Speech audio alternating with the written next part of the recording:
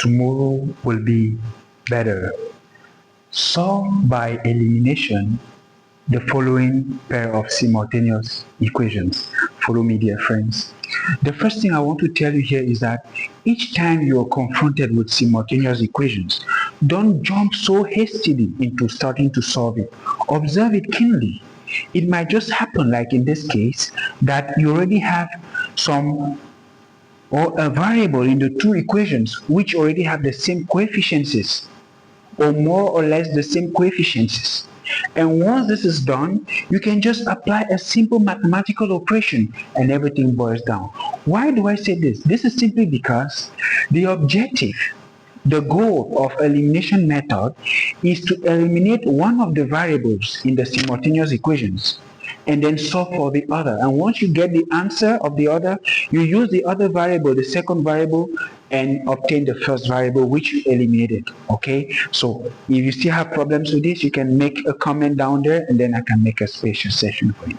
All right, so like I rightly said, as you can see, the variable x has the same coefficient in the first and in the second equation. All right, so no need to start saying what we usually do, exchange the coefficients, multiply up and down. No, just a simple mathematical operation and you've eliminated x. Okay, so which mathematical operation here can enable us to eliminate x? Again, let me say this.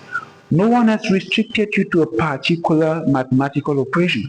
No one said it must always be adding, or it must be subtracting, or you should be dividing. No. You can do whatever you want to do which is mathematically correct.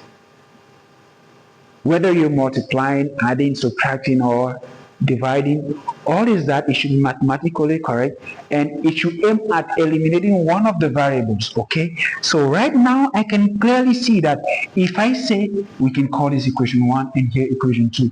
If I say equation 1 minus equation 2 gives, so what I'm about to do right now is I will subtract equation 1 by equation 2. Let me rewrite the two equations. So 2x plus 3y equals 13, and then 2x plus y equals 7.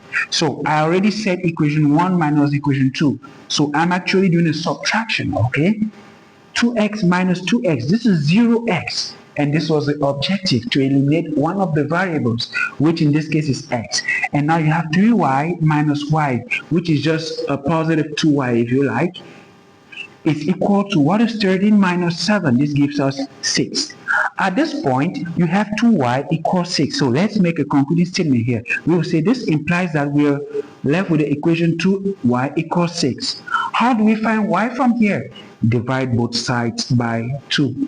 Okay, therefore, this implies that y is going to be equal to, this boils down to 3, because 6 divided by 2 is 3. Now, what do we do with this value of y? We will use the value we've obtained for y to now look for x by substituting this value of y in either of these equations. Okay, so looking at it, I can see that in the second equation, the coefficient of y is just 1, so it's easier for me to just substitute this into equation 2. So I'm going to write it. I will say put y in equation 2. Put y in equation 2. So I start by rewriting equation 2, which is 2x plus y equals 7.